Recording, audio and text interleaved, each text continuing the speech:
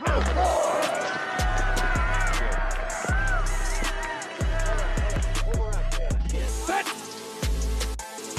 4, 3, 1.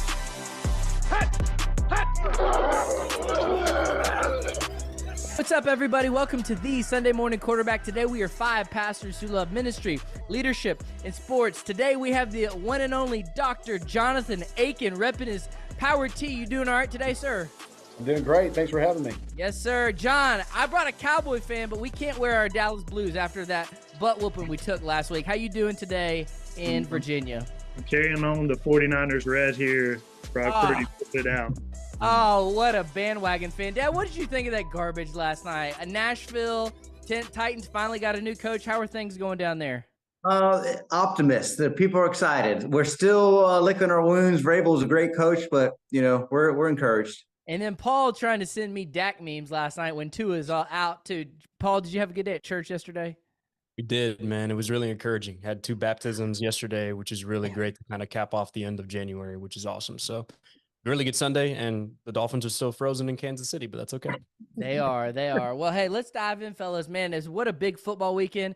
And, John, though, I think I noticed you most just by your sports commentary on Twitter. So I saw you tweet something out. I'm like, uh-oh, this guy knows the sports, especially when I found out you're a Cowboy fan. So why don't you take us into your instant reaction? Why don't we start with the game last night, 49ers, Lions? What stuck out to you? What were some takeaways, and what'd you think?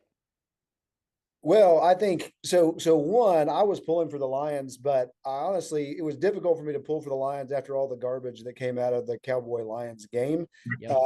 Apparently the refs missing one call is bigger than the refs missing a tripping call that would have ended the game anyways. And so, but I still wanted them to win because as a Cowboy fan, I hate the Packers and I hate the 49ers. Mm-hmm.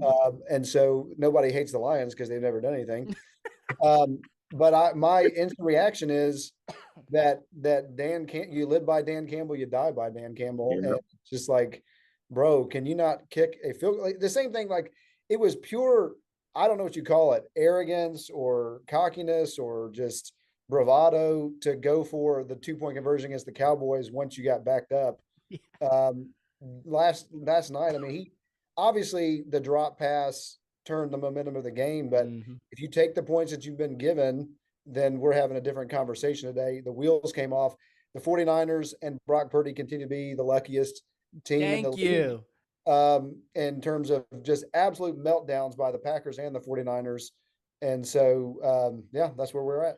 Thank you. I appreciate you. Somebody other than me and my dad bringing some wisdom to the show. You know, John's a former Redskin fan, so he's just rocking that crimson. John, how were you feeling in the first half when your 49ers are looking like trash again? Well, I thought I was okay with the Lions winning. Nobody's not cheering for the Lions at this point, right? Like we're like, do something for the city. You know, we're like poking the city with a stick, trying to get it to do something. So I'm not disappointed at all through the first half. But I am disappointed that when they rallied, luck, skill, combination of all those things, as every game is, that Joseph, you still continue to just crush Brock Purdy. And even though he showed up in playoffs in the way Dak has yet to do. So I'm not mad. I'm not mad at all. Hey, John, you want to help me out here? You want to give a retort? See what I got to deal with? Like, I mean, he scrambled 4 times, okay? But he looked terrible in the first half. And everybody's saying he's the second coming of Joe Montana. Akin, what'd you think? Here's the thing. The thing is, listen, I will give Brock Purdy credit for he is incredibly poised. But there's 15 quarterbacks in the NFL who could do with this team what Brock Purdy is doing with this team. Agreed. Hey, John, if you put Brock Purdy on the Carolina Panthers, you think he's a game changer? Your Panthers. You think he's a good game changer? Certainly compared to what's currently there under center. So I'm not trying to be a jerk. I think you put him in the Cowboys. I think he's a game changer. Just saying. Hey, he's got a ready-made dad share with a lot of skill players. A lot of around the ball. He's got an all-star. The Cowboys have a lot of skill players compared to the 49ers?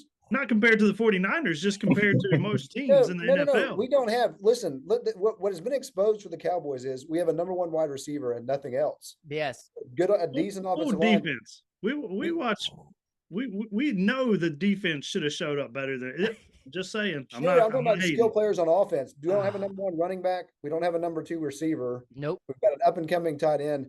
And so I just think I don't know that I would agree. As much as Brock Poise is probably better poised than Dak, he's got weapons that Dak has never had. Oh, I agree. So, hey, I'm loving this. Dad, what were your thoughts on the Niners? And did you think the Lions gave it away or the Niners took it? Well, of course, I think the Lions gave it away. I mean, when you're up 24-7, and then after they kick a field goal, you can kick another field goal and put you up by 17. I think there was some blunders coaching wise. I understand their game plan. I understand who they are and how they are. But at the end of the day, the players, I think, lost that game. You catch a couple passes, running back hold on to the ball. So I really blame it on the players more than the coach, because when it's all said and done, the coach can have that bravado, but you got to win it on the field. So I blame the Lions, but I also think that the Niners, they took that game, they had an opportunity, and they pushed down that door. And let me just say this. I'm kind of flipping the switch here. I was rooting for the Lions until Kansas City won. When Kansas City won, I changed, because I don't think the Lions can beat Kansas City. And what I do not want to see is another New England Patriot dynasty, because what's going on is now nobody has any hope to win. So I like Patrick Mahomes, the person. I do not like Patrick Mahomes, the player. And that's the same with the whole team, the coach. Tom Brady. I like the organizations of Kansas City, but man, I do not want to see another dynasty go, and then the rest of us have no hope. So I hate to say it as a lifelong Cowboy fan, but I am rooting for the Niners. I was actually rooting because I think that the Niners, they've got the horses to win. I don't think that the Lions do. So that's where I'm at right now. Paul, before I pass it to you, let me just say, John Akin, this is a little therapeutic having another Cowboy fan after John Richardson has put us through all this garbage all year. Hey, but I found myself being envious of Dan Campbell and his culture. I would take Dan Campbell all day over Mike McCarthy, of just the gritty, bite your kneecaps. And, he was a Cowboy. He played here. He's coached here. Mm-hmm. I mean, I would take that culture all day over scheme and all that. And so I am looking forward to Kyle Shanahan getting there, blundering again. They're going to come out in the first half, and he's gonna do what he's done every time he's gotten there. So I at least got to enjoy that. That's just the old school 49er hate. Paul Lasso, we'll pass it to you. Let's shift gears to the Chiefs and the Ravens, or either game. What was some of your takeaways from both games? What was your takeaway, Paul? Well, I'll just say for the Chiefs and the Ravens, because I didn't get a chance to watch much of the 49ers and Lions. We had a small group last night, so I was just looking literally. Oh, you moved that small group, bro. No. Priorities, bro. Yeah, sure. Hell, let you just use my, pastoral duties to just go ahead and just shift everything. Who cares, right? Amen. Yeah, no. So I was just literally watching it all unfold on my phone. I'm like, wow, they're literally gonna blow this thing. They're gonna blow it, and sure enough, they did. But Chiefs, Ravens, I think everybody would agree, and maybe I'm speaking, too frankly with that, but the story for the Chiefs was their defense. That's what won their game last night. It was just, incredible to be able to see them stop the Ravens the way that they did. And it just goes to show, man, Pat Mahomes, Andy Reid, that defense, it made it happen last night. And it was just really, really, really cool to see that. So they played the way that they needed to. It's this decade. This is what we're going to have to watch, right? This is 2023. It's not 2020 right anymore. So it's not COVID this year, but here we go again, the 49ers and the Chiefs once more to see what's going to happen for the Super Bowl. But dude, that defense was lights out, and it has been. That's not just last night they decided to turn it on. I think if you look at the last several games for the Chiefs, their defense has been on it. Here's the thing, too, and if Patrick can pull this off, this is the worst receiving core he's ever had.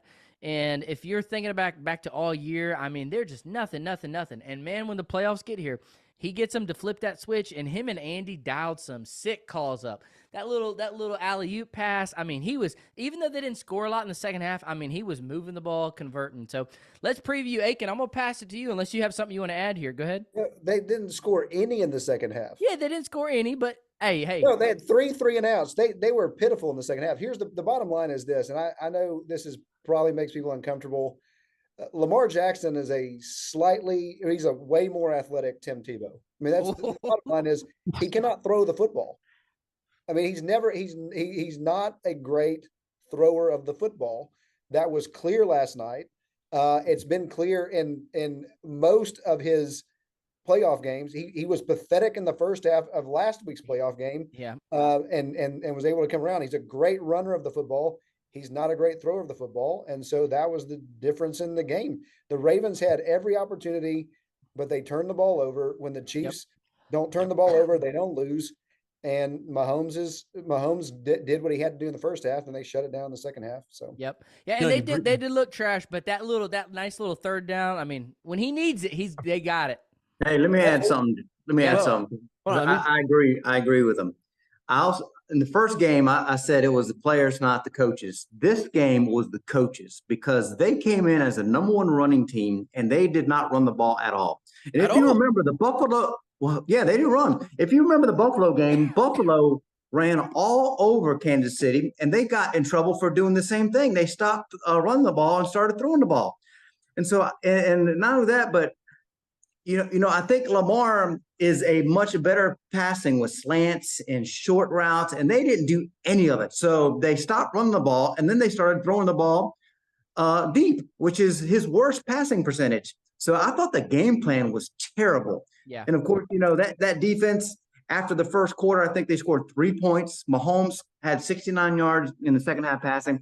So the defense was there as terrible as they did in the first half, but they did not adjust schematically.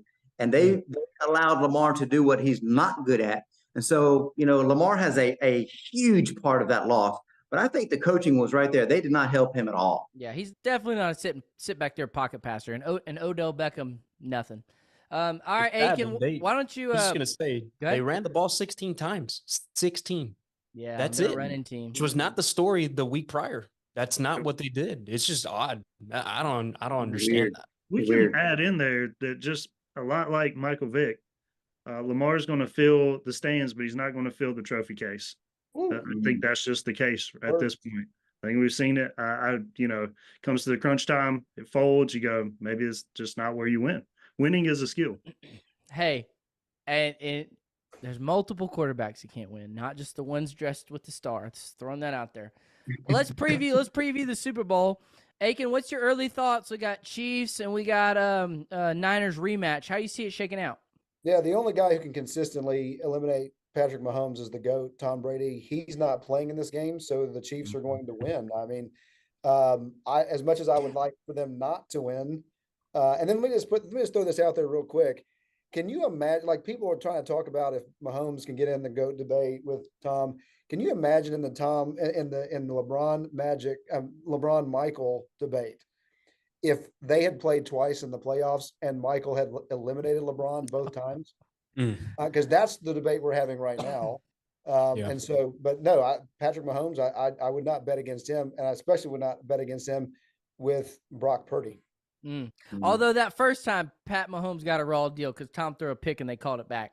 But that's neither. Because the guy was offsides. He was offsides, and then the Super Bowl, he got a bad rap. It's the same thing. The line was make terrible. A mistake, then Tom's going to make you pay for it. Yep, you're right. John, you think your Niners, who you've been on all year, even during the 3-game skid, you think they got a shot? Or are they favorite? I hadn't seen the line yet. I don't think they're the favorite, but I think if they give McCaffrey the ball 25, 27 times, they got a good shot. Keep it out of Patrick's hands. Keep the ball on the ground. Grind it out. Let your defense come up, make plays if they need to. I think it's going to be a pretty close match. I think the Chiefs would have blown out the Lions personally. So I think there's a lot of skill positions that line up pretty well. I don't think Brock's going to beat them in the air because their Chiefs secondary is fantastic. They play the ball really well. They do really well, but I would test them on the run early and often. And I think if they can find some success there, they get six or so yards a carry. I think they got a good shot at winning the game. They got to, after that game, though, yesterday, they got to have a spy on him. And if you can contain Lamar, I mean, you can contain him. Paul, which way you see it going? What's your early prediction? If the same Chiefs defense that came out yesterday to play is going to be tough for the 49ers to beat that team, I would not sleep on Andy Reid. I mean, you got a great coach and who he is and what he can come up with.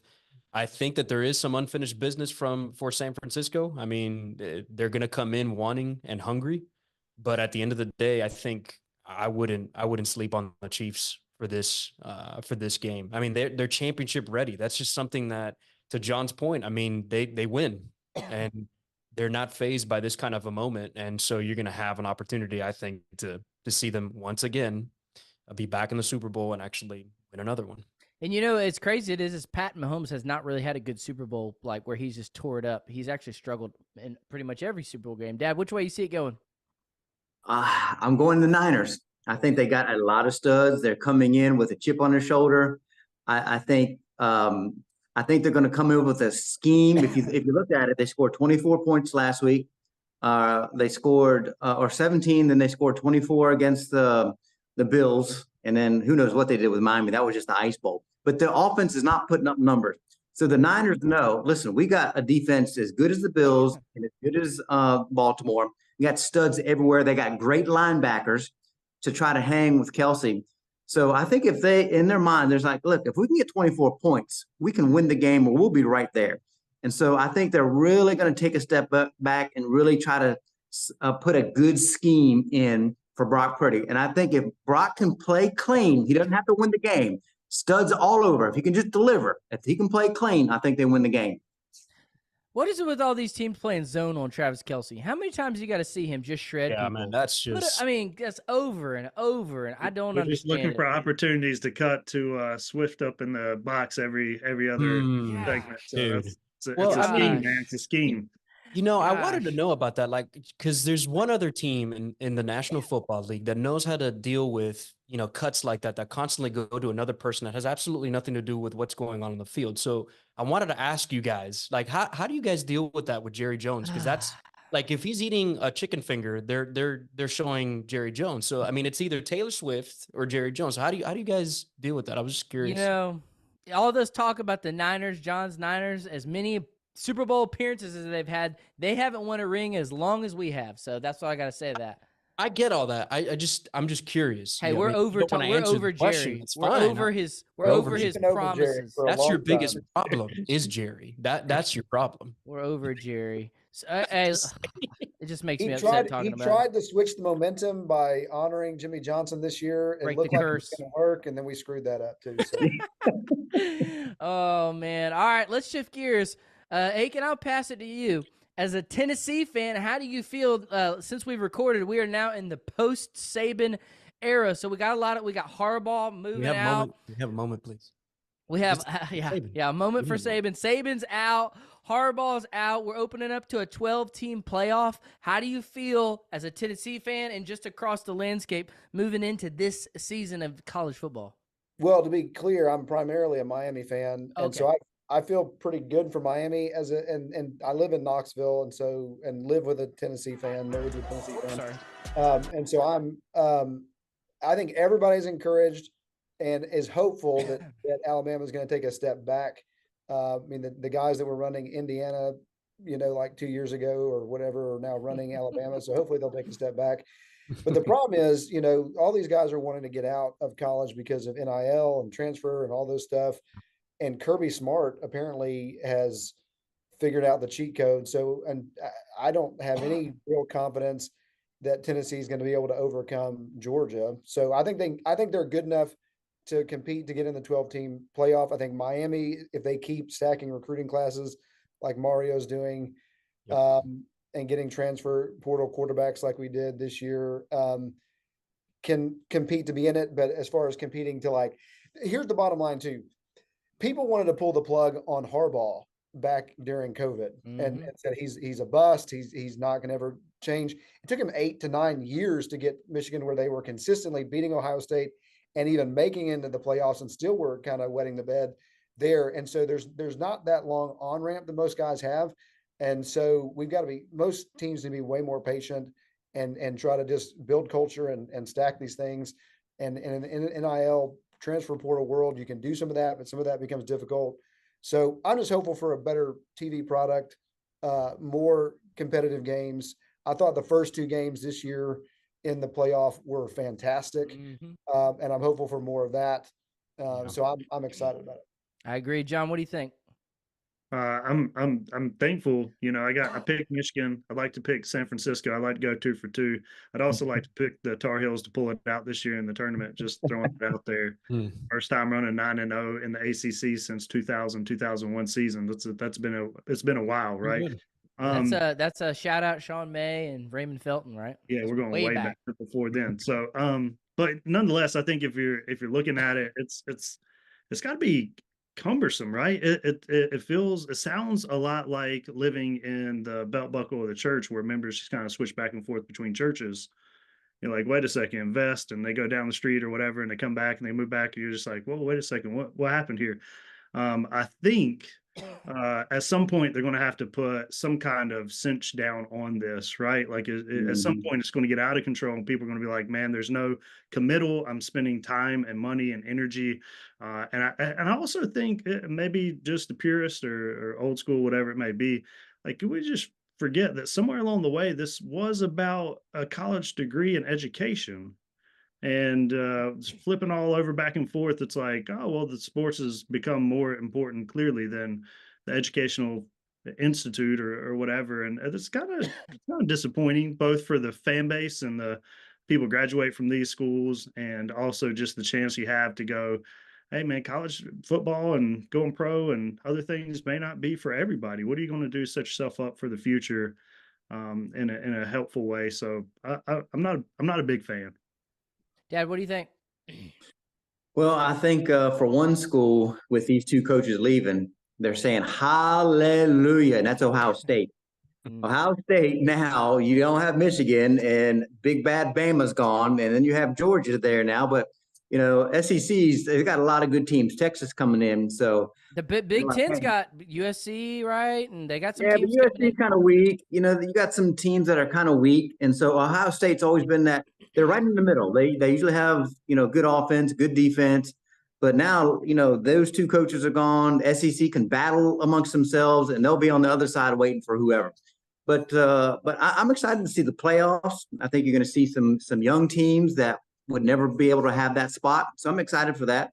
And then, John, I'm with you. I'm kind of mixed with how all this is transpiring, because I don't really know what they're going to do to fix it. It needs to be fixed. There need to be some parameters. I understand about the money a little bit because there's so much money out there and it's going to somewhere. And so the athletes are saying, hey, we'd like a little bit.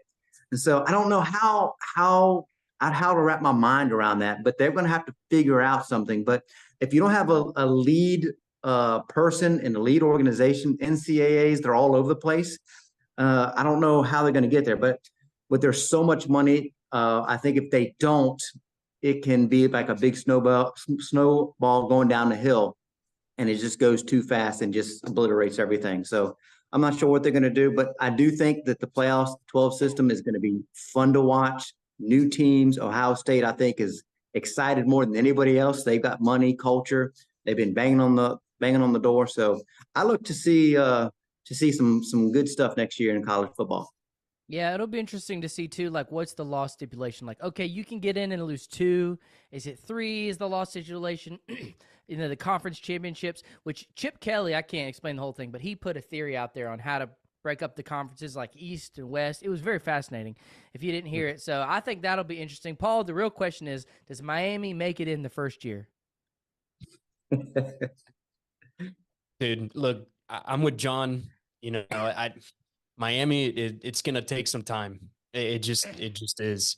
You know, you start kind of seeing some little hopeful hints of what might happen, but then all of a sudden it's, I don't know. After Fumblegate, I just lost hope with.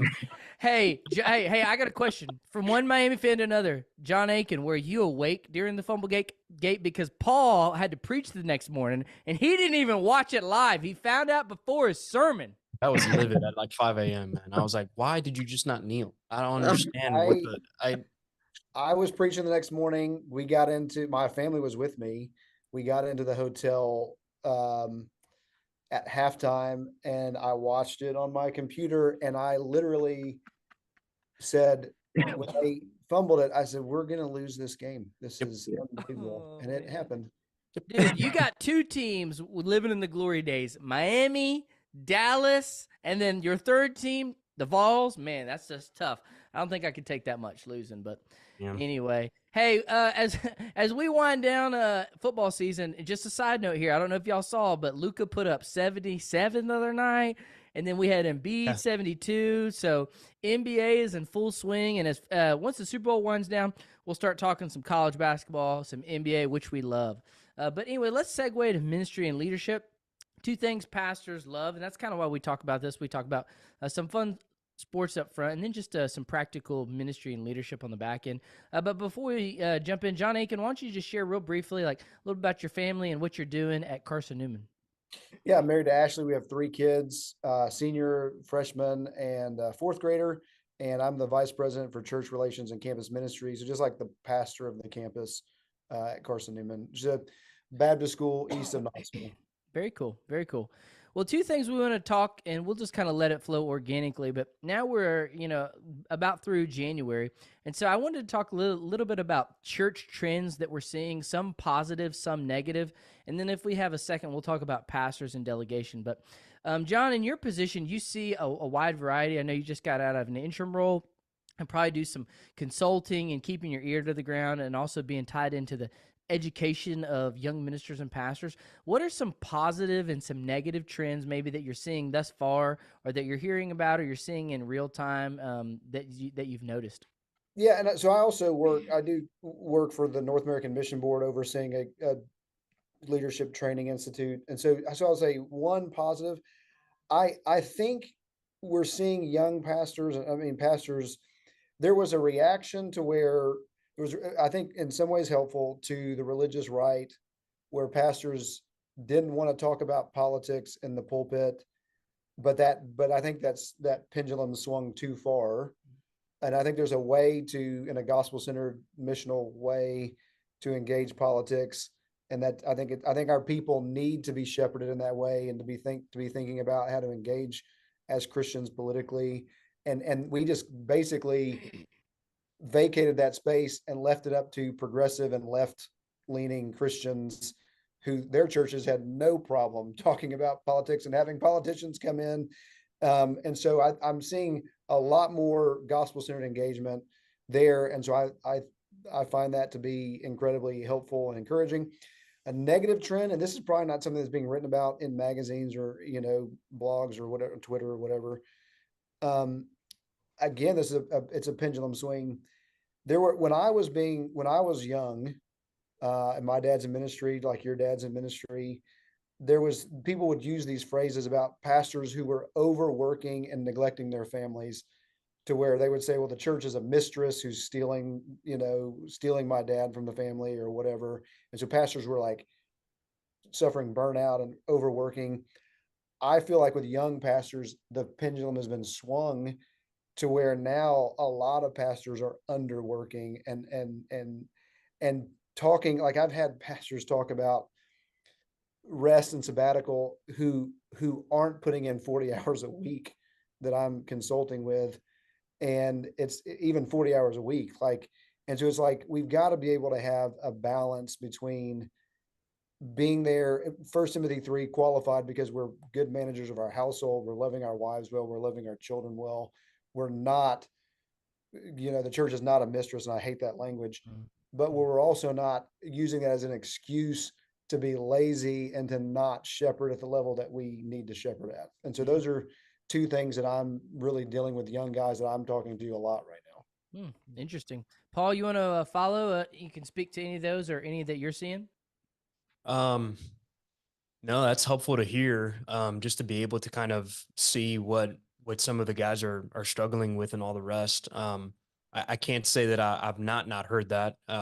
You're right on what you have been saying, John. I mean, it's interesting to kind of see rhythms being built into, work environments for some of these guys, where as soon as things get hard or difficult, or there's some extra time or effort that needs to be put into something, whether it's shepherding outside of the office, and not having to sit down and be comfortable enough to be able to work however many hours you want to for the sermon or whatnot, you can kind of start to see the wear and tear a little bit. And the first thing that happens is, hey, I need some time. I need a break. I need to, and it's just like, man, you have to understand, this is part of the ministry. You're gonna have some long hours. There's gonna be things that are not gonna be scheduled that you didn't schedule that are gonna be part of caring well for people when they're hurting and when it's hard and when there's deaths, or when you're gonna have what feels like 13 different emails coming at you at the same time, all with different problems. And I think that may be the weight that is shouldered, that you gotta learn how to navigate through it and work through it. But I think a hard work week may be like that for several weeks. And sure, you may need to take a break when that comes, but that's part of the rhythm. And here's the thing. It's hard for me to be able to quantify that and hear that with some guys when we have rock star volunteers that work 50 hours a week in their regular job and then come and love nothing more than to pour into kids and students on Wednesday night and give of their time, their energy, their effort. They stay up preparing for those lessons. They wake up early to come to the church to prepare things on Sundays. Like we really have to do, I think, a better job of realizing how much our people are bending over backwards and working hard, caring for their families, and even giving of their time and effort to the church. And if we're running around saying, man, we're tired, there's something that's not fitting in there correctly, if that makes sense. Yep. Hey, we got about 4 minutes. John, you want to give us one quick, and then Dad, you can take us out? Sure. Yeah. I mean, I think he's right. There's definitely this pendulum swing back and forth. You saw the pastors, especially in the we call boomer area where they kind of built these monstrosity of kingdoms that they're maintaining and upkeeping. We saw a lot of burnout, some things difficult out there. And so you had children that watched that and then were like, look, I don't want to walk down that same path. And so I'm going to overreact to this such a bit, put up some parameters and walls that were really too high and too hard.